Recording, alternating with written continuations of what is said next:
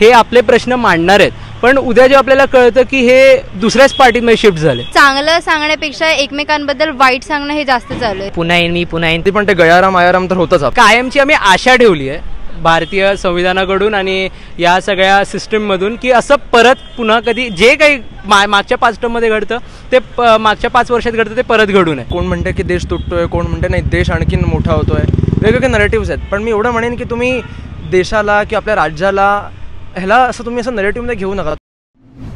नमस्कार, मी प्रतिकेश पाटील. आपण पाहतात महाटॉक. लोकसभा निवडणुकीला आहे ती सुरुवात झाली आहे आणि सर्वांचं लक्ष लागलं आहे ते अंतिम टप्प्यात होणार मुंबईतील लोकसभा निवडणुकीकडे.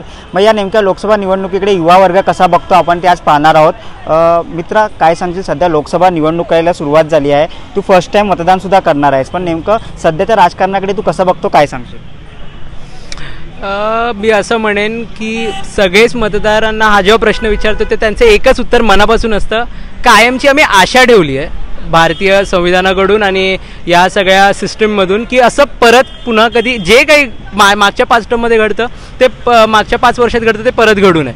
सो त्याच्यामुळे यंदासुद्धा माझीसुद्धा न्यू वोटर म्हणून हीच आशा आहे की येणारं जे सरकार आहे, जे दिल्लीत विराजमान होणार आहे, त्यांनी फक्त या गोष्टीची काळजी घ्यावी की लोकांची स्वप्न पूर्ण होत आहेत, सगळेजण खुश आहेत आणि देश सुरक्षित आहे. आणि एक म्हणे की कोणावरती अन्याय नको व्हायला, स्त्रियांची सुरक्षेचा विषय असेल किंवा आणि कुठलाही भाग असेल, तरुणांचा रोजगाराचा प्रश्न असेल, तर त्या सगळ्या बाबतीत चिंता वाटते कधीतरी, पण आशा ठेवायला हरकत नाही की नक्कीच आपण पुढे जाऊ. या सगळ्यात इम्प्लिमेंटेशनचा जेव्हा विषय येतो तेव्हा ते काही कारणांमुळे नाही ते होत पूर्ण, तर मग असं असतं की मला असं वाटतं त्यावेळेला की सरकारसोबत मतदारांचं सुद्धा हे मी म्हणेन कर्तव्य आहे की आपण आपलं शिक्षण पूर्ण करूया, आपण स्वतः पण सक्षम होऊया, सरकारवरती फक्त अवलंबून नको राहायला की सरकार आपल्याला कधीतरी रोजगार देईल, आपल्याला नोकरी देईल, असं न करता आपण स्वतः काहीतरी नवीन कौशल्य, न्यू स्किल्स शिकूया जे आपल्याला लाईफ स्किल्स ठरतील आणि त्याने रोजगार नक्कीच मिळेल. पण फक्त एवढंच की प्रत्येक ठिकाणी विचार करत असताना डोकं शांत ठेवून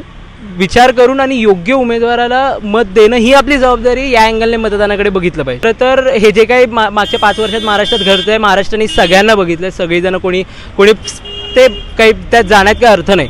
तर मला स्वतःला असं वाटतं की यापुढे असं परत न घडण्यासाठी जे काही आता आपण ऐकतोय अँटी डिफेक्शन लॉ 10th शेड्यूलच्या अंडर जे आहे ते सगळ्यात पहिल्यांदा त्याच्यात नक्कीच आता आपल्याला नव्याने दिसतं आहे की किती सुधारणाची गरज आहे. ते लवकरात लवकर ते येणाऱ्या सरकारने सिरियसली घ्यावं आणि त्यात सुधारणा कराव्यात. ओके, जेणेकरून असं पुन्हा कधी होणार नाही. कारण मतदारांना सुद्धा एक विश्वास असतो की आपण या उमेदवाराला विजयी केलाय म्हटल्यावरती हे आपले प्रश्न मांडणार आहेत, पण उद्या जेव्हा आपल्याला कळतं की हे दुसऱ्याच पार्टीमध्ये शिफ्ट झाले किंवा हे त्यांच्या कोणाच्या स्वतःच्या फायद्यासाठी झालं आहे, तर मग हे खूप वाईट वाटतं या गोष्टीने की आम्ही कशासाठी हे सगळं करतोय.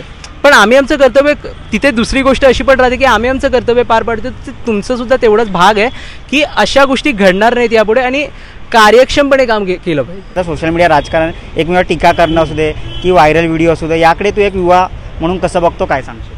हो, तर हा पण एक खरंच खूप चांगला प्रश्न आहे. व्हायरल व्हिडिओ जे काही होतात त्या बाबतीत मला स्वतःला असं वाटतं की आपल्याला घरोघरी आपल्या सगळ्यांना घरी शिकवलं जातं की दिलेले जे बोलतात आपण एक शब्द जेव्हा बोलतो ते शब्द विचार करून बोलले गेले पाहिजे, ते परत घेता येते. तसंच सल्ला नाही म्हणणार, सगळे नेते आमच्यापेक्षा खूप हुशार आहेत, त्यांची कारकीर्द त्यातच आहे.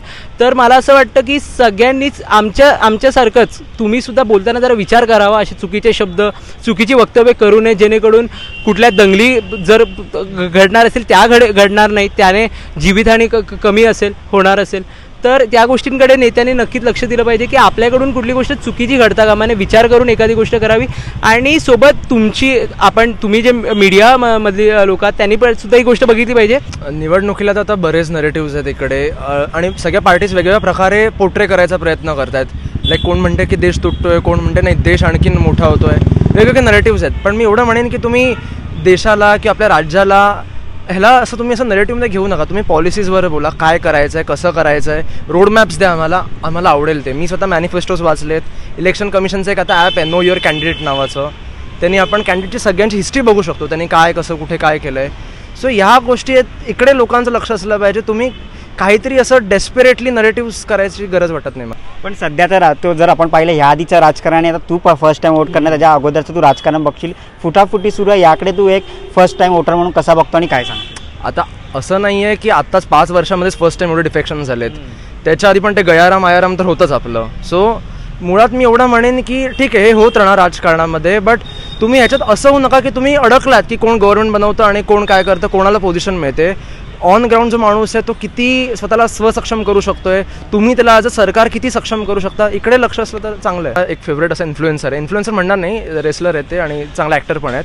ते म्हणतात राईज अबाव हेट. तर मी पण तेच म्हणणार की तुम्हाला जर पटत नाही कोण, ठीक आहे, नको पटू दे, मला पण कोणाचं काही पटत नाही, ठीक आहे, पटू दे, नको, बट एवढं त्यांना असं एजवर पुश करायचं आणि कुठल्या एका कम्युनिटीला किंवा कुठल्या एका विचारधारेच्या लोकांना एकदा तुम्ही जास्त एजवर पुश केलं ना की मग गोष्टी जरा हिंसाकारक होतात. सध्याचं राजकारण म्हटलं तर खूप असं कॉन्ट्रोव्हर्शियल चालू आहे, पण मी म्हणायला गेलं तर मला असं वाटतं की इंडिया अशी कंट्री आहे जिथे खूप पॉप्युलेशन जास्त आहे आणि इकडे डेव्हलपमेंटची खूप जास्त गरज आहे आणि इंडियाकडे स्कोप पण आहे. बिकॉज इंडिया आपल्याला माहितीच आहे एक यूथ कंट्री आहे, सो तिकडे जास्त राजकारणाने फोकस केला पाहिजे आणि ज्या छोट्या छोट्या गोष्टी जिकडे दुर्लक्ष होतं म्हणजे बेसिक स्वच्छता आणि तिकडे जास्त लक्ष दिलं पाहिजे, कारण त्या सगळ्या कितीही मायन्यूट गोष्टी असल्या तरी पण त्या मॅटर करतात पूर्ण ओव्हरऑल पॉलिटिकल डेव्हलपमेंटमध्ये. आश्वासन असं मला वाटतं कधी कधी ते फक्त दिलंच जातं, ते इम्प्लिमेंट नाही केलं जात.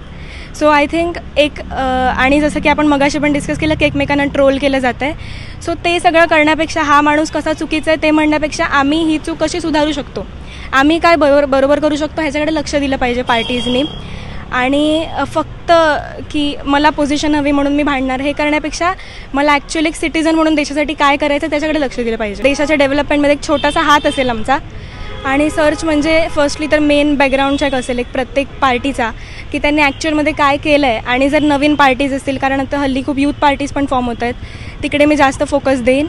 आणि कोणती पार्टी ॲक्च्युअलमध्ये जागेंवर जाऊन तिकडे रिसर्च करून रुरल डेव्हलपमेंट म्हणू दे किंवा पॉप्युलेशन कंट्रोल म्हणू दे, एम्प्लॉयमेंट अपॉर्च्युनिटीज म्हणू दे किंवा आता एज्युकेशन सिस्टम, तिकडे कोणाचा जास्त फोकस आहे आणि कोणती पार्टी जास्त नॉलेजेबल आहे एखाद्या इश्यूबद्दल त्यांना मी जास्त वोट करेन. जसं आताही म्हटली तसं बरोबर खूप कॉन्ट्रोवर्सीज चालू आहे आणि मुळात जी खरी बाजू आहे पॉलिटिशियनची ती दिसण्यापेक्षा जास्त म्हणजे हा किती चुकीचा आहे आणि काय चुकीचं केलं आहे आणि हे कसे बरोबर नाही ते दाखवले जाते. सो मला वाटतं ते जरा चुकीचं होतं आहे, कारण की आम्ही आता फर्स्ट टाईम वोट करतो आहे, तर आमच्याकडे जास्त एक्सपिरियन्स नाही की कोण पॉलिटिशियन्स किती चांगले वगैरे काय, तर आमच्यासमोर त्यांची इमेज थोडी वाईट तयार होते असं मला वाटतं. सो वोट करताना ते कन्फ्युजन आमच्या मनात राहतं असं मला वाटतं. वाईट म्हणजे नेमकं कसं काय सांगतो त्याबद्दल? आता म्हणजे जसं आपण बघतोय की खूप कॉन्ट्रोवर्सीज होतात आणि पॉलिटिशियन्सच्या पास्टबद्दल काही बोललं जातं किंवा आत्ता त्यांनी काही चुकीचं केलं असेल तर त्याच्याबद्दल जास्त हायलाईट केलं जातं आणि त्यांनी काही डेव्हलपमेंट्स किंवा काही चांगल्या गोष्टी करून आणल्यात त्याच्याबद्दल जास्त बोललं जात नाही, कारण की ऑब्व्हियसली आता पोझिशन्ससाठी खूप फाईट चालू आहेत त्यांच्यामध्ये. सो चांगलं सांगण्यापेक्षा एकमेकांबद्दल वाईट सांगणं हे जास्त चालू आहे. सो आम्हाला नक्की कळत नाही की खरं कोण चांगलं आहे, खरं कोणाला आम्ही ट्रस्ट करून त्यांना आमचं वोट देऊ शकतो, कारण की एक मत असलं तरी खूप महत्त्वाचं मत आहे. तेच म्हणेन मी की जे सोशल मीडिया आहे ते खूप एक मोठं प्लॅटफॉर्म आहे आणि ते चांगल्या गोष्टींसाठी वापरण्यापेक्षा आजकालची लोक ते वाईट प्रकारे त्याचा वापर करत आहेत. व्हिडिओज कसले कसले व्हायरल होत आहेत, चुकीच्या मीम्स वगैरे बनत आहेत. सो मला वाटतं लोकांनी ते किती खरं आहे आणि किती खोटं आहे हे जास्त बघायला पाहिजे, ना की फक्त ते पुढे व्हायरल करत गेलं पाहिजे. त्याच्या मागची सत्यता सगळ्यांना कळली पाहिजे. आता बरेच जण ते मीम्स वगैरे व्हिडिओज कसले कसले व्हायरल करतात, तर पॉलिटिशियन्सबद्दल खूप अशी फनी इमेज पण तयार होते की नाही ह्यांना काही जमणार नाही आणि त्यांचे जे मोटोज पण देतात की आम्ही असं करू वगैरे, तर त्याच्यावर पण विश्वास ठेवणं जरा कठीणच होतं, कारण की ते मीम्सवर बघून लगेच इन्फ्लुएन्स होतात आजकालची लोक. सो मला वाटतं त्याच्यामुळे एक चुकीचा असर पडतोय सगळ्यांवर आणि त्याच्यामुळे मत देताना पण लोक कन्फ्यूज होतात की कोणाला द्यावं आपलं मत. नक्कीच. आता तू जर पाहिलं तर पहिल्यांदा मतदान करणार आहेस तर त्या माणसाबद्दल नेमकं म्हणजे कसं रिसर्च करशील, कसं वोट करताना काय पाहशील, काय सांगशील? आता मी पहिल्यांदा वोट करणार तर नक्कीच मी चेक करणार की कुठल्या पॉलिटिशियनला मत द्यायचं आहे आणि त्याची म्हणजे बॅकग्राऊंड बघणार, त्यांनी काय काय डेव्हलपमेंट्स केलेत, काय चांगल्या गोष्टी केल्या आहेत सगळ्यांसाठी ते बघणं जास्त गरजेचं आहे. मी पहिल्यांदाच मतदान करणार, मला खूप आनंद होतो आहे. माझी 18 वर्ष पूर्ण झाली, पण आम्हाला 8वीपासून राज्यशास्त्राने आम्हाला शिकवलं जातं की सत्ता जी सत्ता असते आणि जे नागरिक असतात त्यांच्यात पारदर्शकता हवी, कुठलाही व्यवहार असो किंवा कुठलेही काम असो. असो, पण ते आम्हाला फक्त पाठ्यपुस्तकी होतं, जे प्रत्यक्षात नाही आहे पारदर्शकता. जे कोण आता सत्तेसाठी प्रत्येकजण भांडतायत, पण सत्तेवरती गेल्यावरती भ्रष्टाचार होतो आणि भारतातल्या बऱ्याच भ्रष्टाचार आहे आणि पारदर्शकता आहे ती नाही दिसत, जी नागरिकांना दिसली पाहिजे. त्यामुळे कुठेतरी मला असं मतदान करताना जरा अडचण येते की मी नक्की मतदान केलं तर मग कोणाला करू, आणि पारदर्शकता तेवढी त्या पक्षाची नाही आमच्यामध्ये नागरिकांमध्ये असली पाहिजे का, ते मी बघेल. जशी तू म्हणा की पारदर्शकता येते, काही अडचणी येतात, मग या संदर्भात तू कोणाशी बोललास का, की तुझे प्राध्यापक असतील किंवा तुझ्या घरचे असतील किंवा तुझ्या आजूबाजूच्या मोठ्या दादा असेल, मित्र असेल, त्यासंदर्भात कोणाशी बोललास का? हो, मी माझ्या घरच्या परिवाराशी बोललो आणि वर्गात वगैरे शिक्षकांशी बोललो. तर पारदर्शकता म्हणजे असते, काही पक्षांमध्ये पारदर्शकता असते. जेवढे आव्हान आश्वासन दिली जातात त्यांच्याकडून ते 100% ते पूर्ण नाही करत, पण त्यातले बहुतांश जे आश्वासनं दिली जातात ती पूर्ण करतात. जर तशा प्रकारे बघायला गेलं तर काही असे पक्ष जे आश्वासन देतात आणि ती पूर्ण करतात पण, तर त्यांना मी मत देईल असा माझा विचार आहे. पहिला माझ्या भागात कुठले महत्त्वाचे प्रॉब्लेम्स आहेत जे लवकरात लवकर सॉल्व्ह झाले पाहिजेत, जे त्यांचं निराकरण लवकर झालं पाहिजे. मुंबईसारख्या शहरात खूप सारे वेगवेगळ्या प्रकारचे प्रॉब्लेम्स आहेत आणि ते पहिला त्यांचं जे मोठे प्रॉब्लेम्स आहेत ज्यांच्यामुळे नागरिकांना त्रास होतो ते पहिला त्यांचं निराकरण झालं पाहिजे. आणि जे असं शिक्षित आहे किंवा त्यांनी अगोदरच्याही वेळेस त्यांनी त्या विषयाबद्दल जास्त निराकरण केले त्यांना मी मत देईन. मीम्स येतात त्या फनी रूपातच असतात, एकदम अशा हास्यरूपी असतात आणि एक पक्ष दुसऱ्या पक्षाविरोधात मीम तयार करतोच. आता काही वर्षांपूर्वीची गोष्ट बघायला गेलं तर ते मी पुन्हा येईन ती मीम खूप चांगली होती, म्हणजे हास्यास्पद होती. पण अशा मीम फॉरवर्ड करण्यापेक्षा एखाद्या पक्षाने ॲक्च्युली खरं काम चांगलं केलं आहे त्यांच्याबद्दलच्या चांगल्या गोष्टी फॉरवर्ड करणं किंवा त्यांना हे करणं, जास्त त्यांचा प्रसार करणं, तर हे महत्त्वाचं ठरेल. कारण मीम्समधून मग ते युवकांच्या मनात त्या पक्षाविरोधात एक पक्ष दुसऱ्या पक्षाच्या विरोधात काही गोष्टी अशा दाखवते की हा पक्ष असा, या पक्षाने असंच केलं तसंच केलं, तर ते न करता त्या दुसऱ्या पक्षाने काय केलं हे दाखवलं पाहिजे. काय कामं केली, काय चांगली कामं त्यांच्याकडून घडली आणि जे ॲक्च्युली आता नागरिकांना त्यांचा उपयोग होतो आहे, आणि तशा प्रकारे कुठल्या उमेदवाराने सगळ्यात जास्त काम केलं त्यालाच मी मत देईल. सध्याचं राजकारण आता आमच्या दृष्टी बघायला गेलं तर हल्लीचं राजकारण अवघड वाटायला लागलं. कारण प्रत्येक सरकार किंवा प्रत्येक अशा म्हणून उमेदवार उभे असतील तर एकमेकांवर काही पण बोलणे किंवा टीका करणे ते सगळं आजकाल चालू आहे.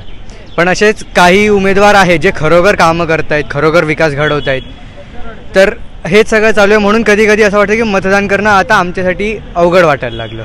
पहिल्यांदा करतोय, एक आनंद आहेच, पण असं नीट विचार करून बघायला तर अवघड वाटतं. मित्रांमध्येच कधी कधी होतं ते डिस्कशन वगैरे, आमच्यातच चालतं की कोण कसं काय काम करत आहे, तर आमचे प्रत्येकाचे विचार वेगळे आहेतच, पण शेवटी असं एक मत होतं की जो विकास करेल किंवा जो विकास घडवेल त्यालाच मत करावं, हे सगळ्यांचंच ठाम मत आहे. म्हणजे तुमच्या इकडे जो उमेदवार असेल तो काय विकास घडवेल आणि तू कसं म्हणजे बघशील त्याला मत करताना, काय सांग? आता मुंबईचंच बघूया. मुंबईत आता कोण उमेदवार उभं राहिलं तर मुंबईत काही कमी प्रॉब्लेम्स नाही आहेत. स्लम एरियाज किंवा कुठे गटारं तुंबलेली असतात किंवा काही पण साफसफाई, तर हे सगळं एकत्रित एका दृष्टीने बघायचं आणि ह्याचा सगळ्याचा कसा विकास होईल. तर त्या उमेदवार आता आश्वासनं देतात काही सरकार, तर ती आश्वासनं त्यांनी पुढे पण पाळावी. निवडणूक झाल्यानंतर ते निवडून आले तर त्यांनी पण अशी आश्वासनं पाळावी, त्यांनी दिलेली हीच आमची इच्छा असते. तुला असं वाटतं का, तू युवा आहेस आणि आजूबाजूला जर येणाऱ्या काळामध्ये बघितलं असेल जेव्हा मतदान नव्हताच, वोट नव्हता करत, ती आश्वासनं पाळली जातात का, याकडे तू कसं बघतोस, काय सांगतो? आता झाली आहेत अशी बरीच उमेदवार आहेत की ज्यांनी आश्वासनं 100% नाही, पण त्यांनी जास्तीत जास्त ती आश्वासनं पाळली किंवा विकास घडवला. पण तीच कधी कधी विकास 1-2 पार्ट्यांच्यामध्ये येऊन ट्रोलिंगमध्ये किंवा ते त्याच्या आड लपली जातात, ट्रोलिंगच्या आड, म्हणून ते आपल्याला दिसून येत नाही.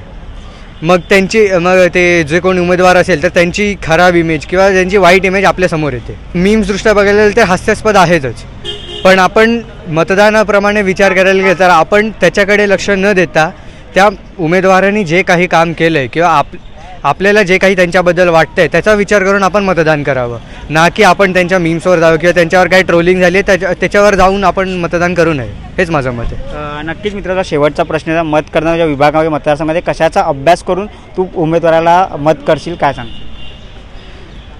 आता प्रत्येकाचं म्हणजे प्रत्येक नागरिक हाच विचार करतो की आपला कसा विकास होईल, आपल्या परिसरात कसा विकास होईल, त्याचप्रमाणे प्रत्येक नागरिक मतदान करतं. आमचा पण तेच विचार आहे. आजकालचं युवक पण तेच विचार करून मतदान करणार आणि प्रत्येकाने तसंच करावं. पार्ट्या फुटतात, उमेदवार इकडे तिकडे जातात, तर ह्याच्यामुळे खूप प्रॉब्लेम्स क्रिएट होतात. तर प्रत्येक युवकांनी किंवा प्रत्येक नागरिकांनी हाच विचार करून मतदान करावे की आपला कसा विकास होईल आणि आपल्या परिसराचा एकत्रित कसा विकास होईल. तुझा मित्र म्हणा की पार्ट्या फुटतात, तसं तुला असं वाटतं समज एका एक्झाम्पल उमेदवाराला मत केल्यानंतर फुटला, मग तू याकडे कसा बघशील, काय सांग? आता आपण आता तुम्ही बोला एखाद्या उमेदवाराने तो फुटला तर ऑफकोर्स वाईट वाटेल, पण तो फुटून पण सुद्धा जर स्वतःचं काम नीट चोख पार पाडत असेल तर त्याच्याबद्दल काहीच वाईट वाटणार नाही, कारण त्यांनी स्वतःचं काम जे आश्वासन दिलं आहे ते पूर्ण केलेलं आहे. फक्त जर त्यांनी पार्टी बदलून जर स्वतःची आश्वासनं पूर्ण केली नाहीत किंवा विकास घडवला नाही, लोकांचा विश्वासघात केला, तर त्याच्यामुळे आपल्याला रागसुद्धा येणार आणि आपण मग परत मतदान करायचं वगैरे असे सगळे आश्वासनं उठतात लोकांमध्ये. धन्यवाद. आपण जर पाहिला तर आपण सध्या युवकांच्या आहेत त्या प्रतिक्रिया जाणून घेतल्या. मग येणाऱ्या आता त्या निवडणुकीमध्ये आहेत ते उमेदवार जे आहेत ते युवकांना आपल्याकडे कसे फिरवतात हे पाहणं महत्त्वाचं ठरणार आहे. अशाच प्रकारच्या बातम्या पाहण्यासाठी आमच्या यूट्यूब चॅनलला लाईक आणि सबस्क्राईब करा.